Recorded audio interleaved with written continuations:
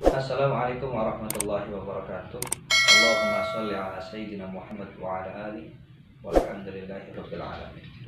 Imam Al-Ghazali radhiyallahu anhu, beliau membagi sifat jujur kepada 3 bagian.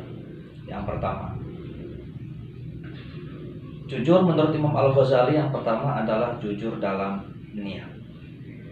Segala sesuatu yang kita lakukan, tak lepas niatnya itu hanya satu, karena Allah Subhanahu wa ta'ala.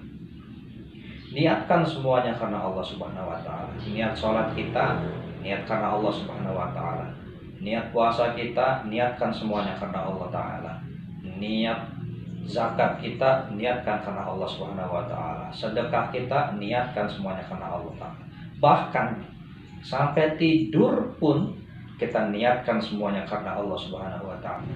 Kalau kita niatkan semuanya karena Allah Subhanahu wa ta'ala, mudah-mudahan insya Allah semua yang kita lakukan akan bernilai ibadah. Artinya Allah akan beri ganjaran kepada kita berupa pahala. Amal apapun itu, meskipun amalan itu bukan amalan ibadah, tapi kalau kita niatkan karena Allah, insya Allah bernilai ibadah. Karena apa? Karena innamal a'malu binniyat wa innamal likulli imri'in ma nawa. Karena segala sesuatu itu tergantung daripada niatnya. Jadi kalau kita pengen tidur kita dapat pahala, pengen makan kita dapat pahala, pengen minum kita dapat pahala, pengen belanja kita dapat pahala.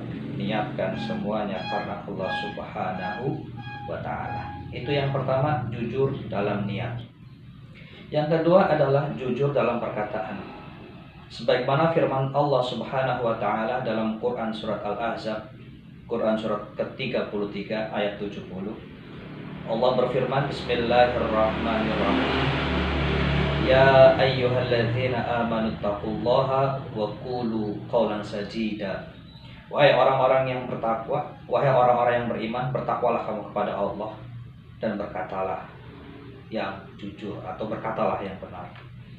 Dari sini kita bisa mengambil kesimpulan bahwasanya hukum berkata benar, hukum berkata jujur itu adalah wajib. Karena apa? Karena diperintahkan oleh Allah Subhanahu wa ta'ala. Yang ketiganya adalah jujur dalam perbuatan.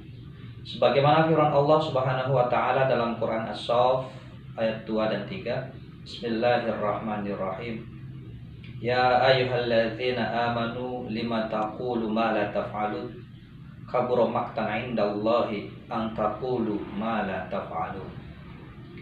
Bahwasanya wahai orang-orang yang beriman, kata Allah, firman Allah Subhanahu wa ta'ala dalam Quran surat As-Saff, wahai orang-orang yang beriman, lima taqulu ma la taf'alun. Mengapa engkau berbicara tidak sesuai dengan kenyataannya?